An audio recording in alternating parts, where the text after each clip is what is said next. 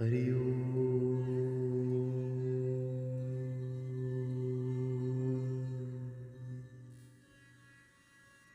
श्री गणेशाय नमः। श्री सरस्वते नमः। श्री गुरु चरण कमलेभ्यो नमः। श्री मातृ पितृ चरण कमलेभ्यो नमः। विघ्नेश्वराय वरदाय सुप्रियाय लंबोदराय सकलाय जगदीताय नागाननाय श्रुतियज्ञविभूषिताय गौरीसुताय गणनाथ नमो नमस्ते।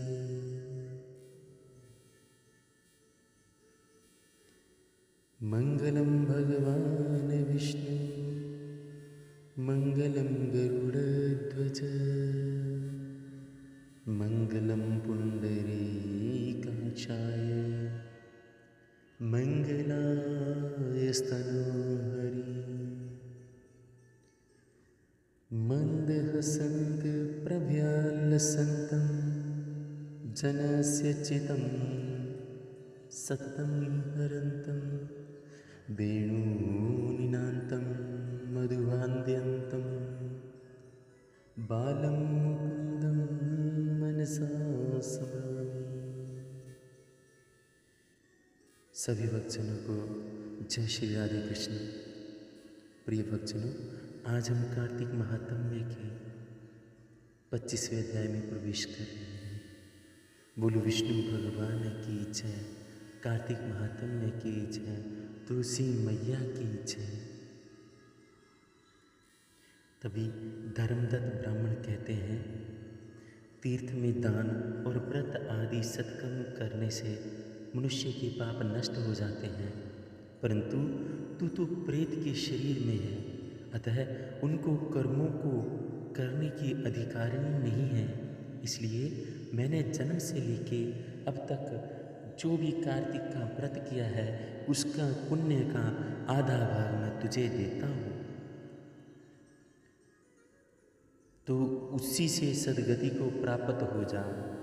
इस प्रकार कहकर धर्मदत्त ने द्वादशाक्षर मंत्र का श्रवण कराते हुए तुलसी मिश्रित जल से ज्यों ही उसका अभिषेक किया, त्यों ही वह प्रेत योनि से मुक्त हो प्रज्वलित अग्निशिखा के समान तेजस्वी एवं दिव्य रूप धारिणी देवी होगी और सौंदर्य में लक्ष्मी जी की समानता करने लगी।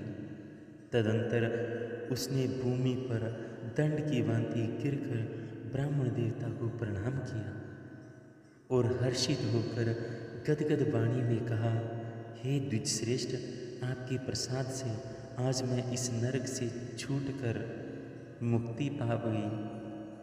मैं तो पाप के समुद्र में डूब रही थी और आप मेरे लिए एक नौका के समान हो गए। वह इस प्रकार ब्राह्मण से कह रही थी कि आकाश से एक दिव्य विमान उतरता हुआ दिखाई दिया। वह अत्यंत प्रकाशमान एवं विष्णु रूपधारी पार्षदों से युक्त था। विमान के द्वार पर खड़े हुए पुण्यशील और सुशील ने उस देवी को उठाकर श्रेष्ठ विमान पर चढ़ा लिया। तब धर्मदत्त ने बड़े आश्चर्य के साथ उस विमान को देखा और विष्णु रूपधारी पार्षदों को देखकर साष्टांग प्रणाम किया। पुण्यशील और सुशील ने प्रणाम करने वाले ब्राह्मण को उठाया और उसकी सराहना करते हुए कहा, हे द्विजश्रेष्ठ, तुम्हें साधुवाद, क्योंकि तुम सदैव भगवान विष्णु के भजन में तत्पर रहते हो, दीनों पर दया करते हो, सर्वज्ञ हो तथा भगवान विष्णु के व्रत का पालन करते हो।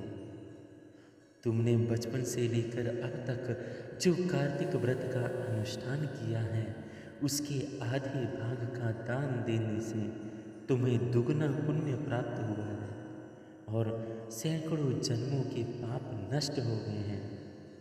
अब ये बैकुंठ धाम में ले जाई जा रही है। तुम भी इस जन्म के अंत में अपनी दोनों स्त्रियों के साथ भगवान विष्णु के वैकुंठ धाम में जाओगे और मुक्ति प्राप्त करोगे। धर्मदत्त, जिन्होंने तुम्हारे समान भगवान की भक्ति पूर्वक आराधना की है, वे धन्य हैं और कृतकृत्य हैं। इन संसार में उन्हीं का जन्म सफल है। भलीभांति आराधना करने पर भगवान विष्णु देहधारी प्राणियों को क्या नहीं दे देते।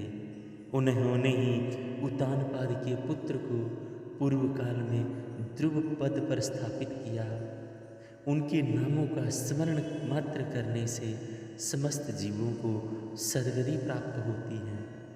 पूर्वकाल में ग्रह ग्रसित गजराज उन्हीं के नामों का स्मरण करने से मुक्त हुआ था।